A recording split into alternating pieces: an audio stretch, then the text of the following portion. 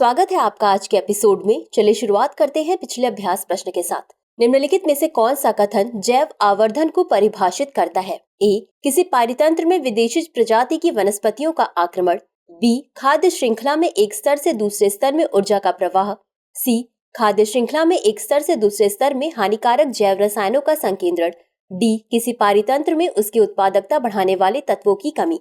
इस प्रश्न का सही उत्तर है विकल्प सी। चलिए देखते हैं इसके विश्लेषण को। विभिन्न फसलों को रोगों एवं पीड़कों से बचाने के लिए पीड़कनाशक एवं रसायनों का अत्यधिक प्रयोग किया जाता है। ये रसायन बहकर मिट्टी में अथवा जल स्रोत में चले जाते हैं। मिट्टी से इन पदार्थों का पौधों द्वारा एवं खनिजों के साथ साथ अवशोषण हो जाता है तथा जलाशयों से यह जलीय पौधे एवं जंतुओं में प्रवेश कर जाते हैं। ये केवल एक तरीका है जिससे वे आहार श्रृंखला में प्रवेश करते हैं। क्योंकि ये पदार्थ अजैव निम्नीकृत हैं, इसलिए प्रत्येक पोषी स्तर पर उत्तरोत्तर संग्रहित होते जाते हैं। जो कि किसी भी आहार श्रृंखला में मनुष्य शीर्षस्थ है, अतः हमारे शरीर में यह रसायन सर्वाधिक मात्रा में संचित हो जाते हैं। इसे ही जैव आवर्धन कहते हैं।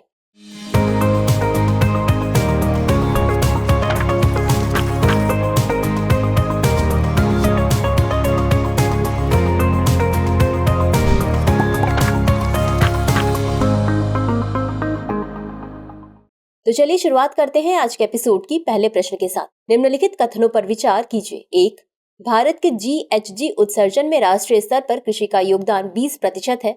2, बिहार कुपोषण से प्रभावित राज्यों में से एक है, विशेषकर छोटे बच्चों में। उपर्युक्त कथनों में से कौन सा या कौन से कथन सही है या सही है? ए केवल एक, बी केवल दो, सी एक और दो दोनों, डी न तो एक और न ही दो। इस प्रश्न का सही उत्तर है विकल्प सी, एक और दो दोनों। चलिए देखते हैं इसके विश्लेषण को। कॉर्नेल विश्वविद्यालय में Tata Cornell institute for agriculture and nutrition यानी TCI के अनुसार बिहार कृषि क्षेत्र में 3 परिवर्तनकारी तकनीकों को लागू करके सतत विकास की दिशा में महत्वपूर्ण प्रगति कर सकता है।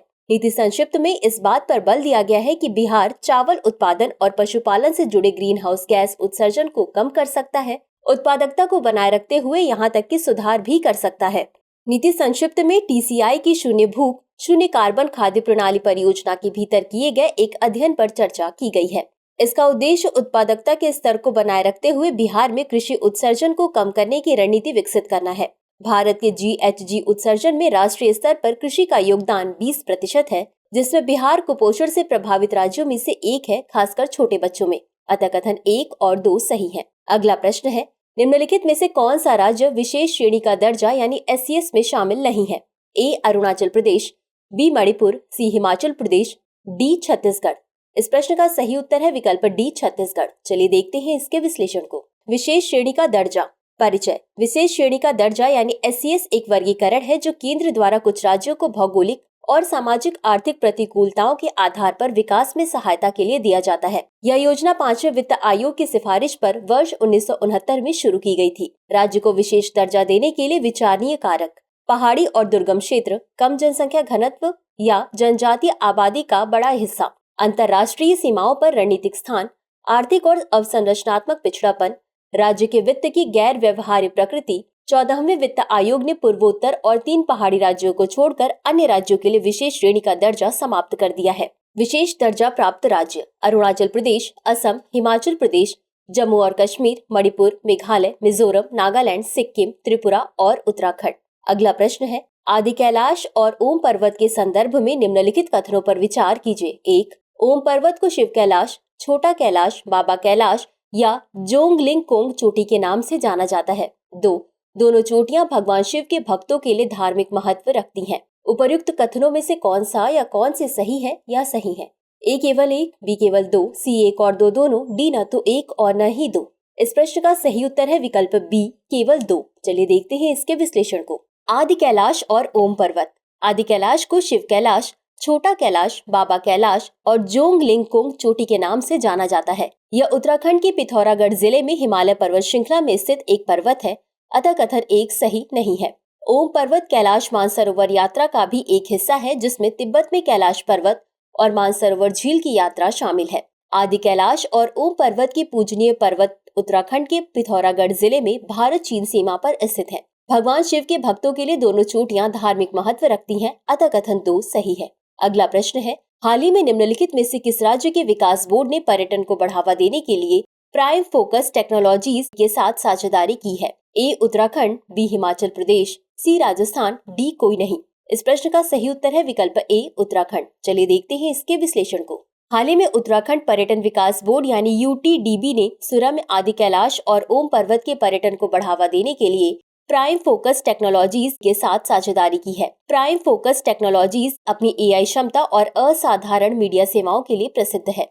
इस साझेदारी का उद्देश्य होम ऑफ हिमालयास पहल के तहत क्षेत्र के वीडियो बनाना है। अगला प्रश्न है, भारतीय संविधान की निम्नलिखित में से कौन सी अनुसूची अनुसूचित क्षेत्रों वाले प्रत्येक राज्य में जनजातीय सलाहकार परिषद की स्थापना का प्रावधान करती है? ए तीसरी अनुसूची, बी चौथी अनुसूची, सी पांचवी अनुसूची, डी छठी अनुसूची। इस प्रश्न का सही उत्तर है विकल्प सी पांचवी अनुसूची। चलिए देखते हैं इसके विश्लेषण को। भारतीय संविधान जनजाति शब्द को परिभाषित करने का प्रयास नहीं करता है, तथापि अनुसूचित जनजाति शब्द को संविधान में अनुच्छेद 342(1) के माध्यम से शामिल किया गया था।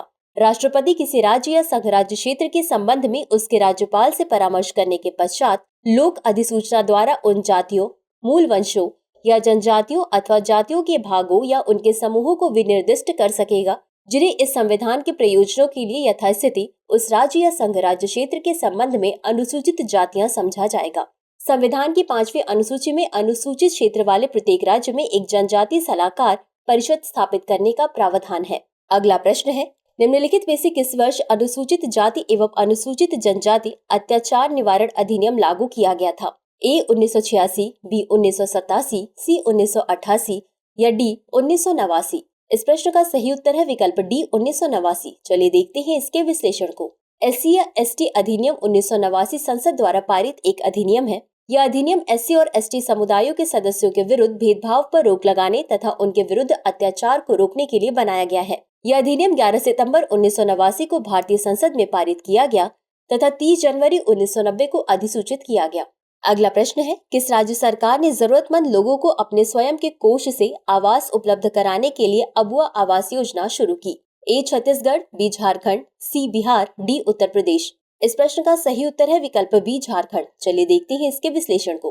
हाल ही में झारखंड के मुख्यमंत्री ने अबुआ आवास योजना के प्रथम चरण में 2 लाख घरों के निर्माण की प्रक्रिया में तेजी लाने के निर्देश दिए तथा इस योजना में अनियमितता एवं लापरवाही बरतने वाले अधिकारियों के खिलाफ कार्रवाई करने पर जोर दिया। यह योजना पूर्व CM हेमंत सोरेन ने नवंबर 2023 में उन लोगों को आवास उपलब्ध कराने के लिए शुरू की थी जो PM आवास योजना के तहत लाभ से वंचित थे।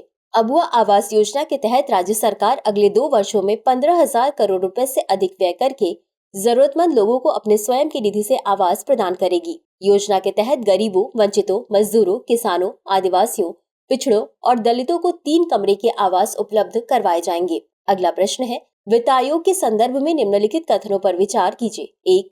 यह एक संवैधानिक निकाय है। 2. संविधान के अनुच्छेद 280 के तहत वित्त मंत्री को 5 वर्ष या उससे पूर्व के अंतराल पर एक वित्त आयोग का गठन करना आवश्यक है। उपर्युक्त कथनों में से कौन सा या कौन से सही है या सही है? ए केवल 1, बी केवल 2, सी 1 और 2 दोनों, डी न तो 1 और न ही 2। इस प्रश्न का सही उत्तर है विकल्प ए केवल 1। चलिए देखते हैं इसके विश्लेषण को। वित्त आयोग। वित्त आयोग एक संवैधानिक निकाय है जो संवैधानिक व्यवस्था और वर्तमान आवश्यकताओं के अनुसार केंद्र एवं राज्यों के बीच तथा राज्यों के बीच कर आय वितरित करने की विधि तथा सूत्र निर्धारित करता है। अतः कथन 1 सही है। संविधान के अनुच्छेद 280 के तहत भारत के राष्ट्रपति को 5 वर्ष या उससे पहले के अंतराल पर एक वित्त आयोग का गठन करना आवश्यक है। अतः कथन 2 सही नहीं है। तो चलिए अंत में देखते हैं आज के अभ्यास प्रश्न को। निम्नलिखित में से किस संगठन ने हरित धारा नामक एंटी मिथेनोजेनिक फीड सप्लीमेंट विकसित किया है? ए खाद्य और कृषि संगठन, बी CSIR केंद्रीय खाद्य प्रौद्योगिकी अनुसंधान संस्थान, सी भारतीय कृषि अनुसंधान परिषद या डी इनमें से कोई नहीं। इस प्रश्न का उत्तर कमेंट बॉक्स में जरूर दें। आज के लिए बस इतना ही। धन्यवाद।